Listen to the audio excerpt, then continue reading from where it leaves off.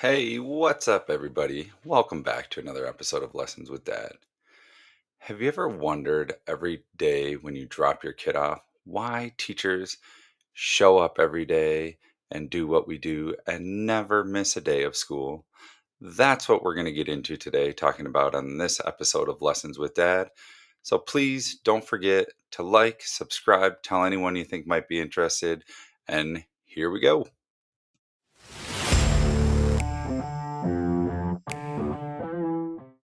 All right, thanks for hanging around. Let's start by giving a little bit of the weekly recap.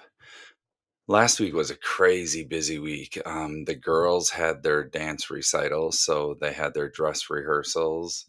One, Madden had her dress rehearsal Tuesday, Mara had hers Wednesday, the recital was Thursday.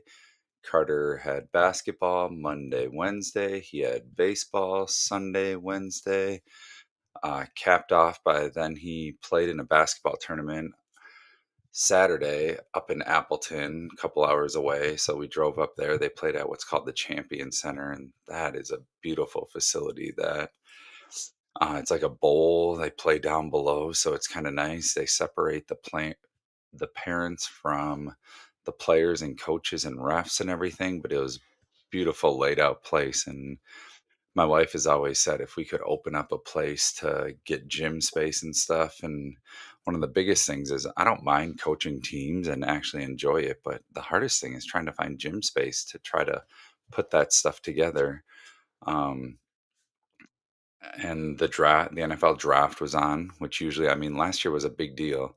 And I don't know if last year was such a big deal because it was in Green Bay and we went to the draft and stuff, but I don't know, the draft seemed pretty blah, boring, not too much exciting going on and knowing what's going on, and didn't even have time to really cover the draft. I had to look up and search who the Packers picked afterwards and everything, but I don't know, just not exciting. And I think the Packers had a decent draft, and but I don't know, overall it didn't do a whole lot for me this year. And I don't know if it was all the hype and excitement last year up in Green Bay and this year just I don't know. We'll see. I think the Packers had a solid draft. I don't think it swayed them one way or the other to help them be higher Super Bowl contenders or not, but we'll see. Usually a lot of the positions, edge rusher, corners, takes a little adjusting period to go from college to the NFL. So I can't foresee them making a huge impact coming in right away, but who knows? Week ahead, Carter's wrapping up his basketball tournaments. Here, and then he'll start his first baseball game. We got basketball, baseball throughout the week. So that's kind of it. The card front sold a couple lower dollar cards, still plugging away with that. And one of the big things, I'm on a year long coaching cycle this year. And couple things. One, we're trying video recording and kind of looking at our coach asked if I would, and I was like, sure, why not? I don't know why. The hard thing is like, I do not like hearing myself, seeing myself on video, camera, whatever. But this whole podcasting, YouTube thing has kind of made me adjust. It's like you either got to do it or be comfortable with it, or not be comfortable, get comfortable with it, or not do it, I guess. Um, so she came in, videotaped me teaching a lesson, and we're going to critique it and go through it. And I kind of made the analogy it's like sports. Like when I play basketball, we'd sit down, watch game film. Heck, we do it with my son's sixth grade basketball team. So just kind of you learn more from seeing and maybe not even realizing you're doing things. And then you can mentally and physically make adjustments in what you're doing in your practice profession, whatever it may be, to help you get better. And I think I think that kind of wraps up the week and what's happened and stuff like that. So for today, talk about why do teachers continue to show up every day, right? Good, bad, cough, cold, runny nose, sneezy, whatever. Why do teachers continue to show up? So obviously, I mean, we're there for the kids. The number one reason we show up is for the kids. But when we're not feeling good, The other reason we show up is subplans suck to make. Like, I don't want to sit down and spend an hour and a half sorting materials, getting materials together, typing out step by step subplans, putting them together, printing them out, putting them at my desk.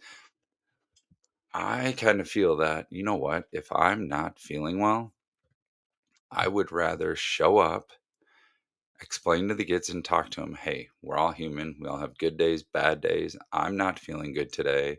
So I'm going to try my best. I show up for them. And two, like, a lot of the students who have connection issues and things like they understand that and they can put together that, hey, they may not be feeling well, but even in those moments they still show up for me. They will still be here for me, and I think that goes a long way. I think I've been teaching 17 years now, and maybe there's been 3 days when I have been absolutely so sick that I have not been able to go to school. And do you know what a terrible feeling it is when you're trying to type up subplans and you're going back and forth between the bathroom and typing and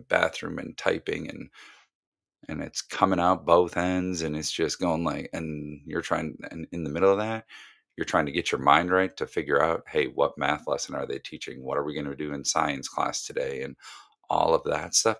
So is that going to be the greatest lesson that day anyways? Probably not, because you're just hoping you make it to the bathroom in time. So really, subplans are terrible. And I don't know if you ask a teacher who thoroughly enjoys making subplans. So I would much rather have a runny nose and a slight cough and show up and be in the classroom for the kids and two, I know where we left off. I know what got done that day and I can come in the next day and be better. And you like if you're not 100% a couple days throughout the year, that's not going to harm the kids. That's not going to, my coworker always says, it's not going to keep the kids out of Harvard, right? 1 or 2 days a year is not going to have a big influence on their academic life. So, that is one of the worst parts of teaching is having to do subplans. And that is why we show up every day because we hate making subplans. I do not enjoy typing up subplans or making subplans. That's why when you can get a substitute teacher who has been in your room, who knows what they're doing, and you don't have to make such detailed plans, that helps immensely. And the comfort level too, with them knowing the students knowing them, and things. So, subplans are terrible, and no teacher enjoys making them. And the other reason, of course, the obvious one is we care about the kids. We want to be there and hang out with the kids. That is the part of my job that I absolutely love is going in. I like to think of myself as like an old Peter Pan. I never have to grow up. I can be silly and goofy and act like a kid in front of them. And you know what? If it's an adult acting like a fool, they laugh and think I'm funny.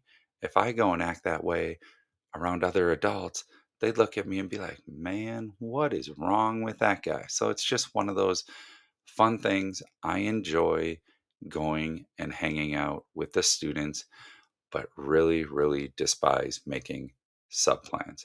So that's it. A little bit shorter of an episode this week, and just wanted to talk about how teachers despise subplans.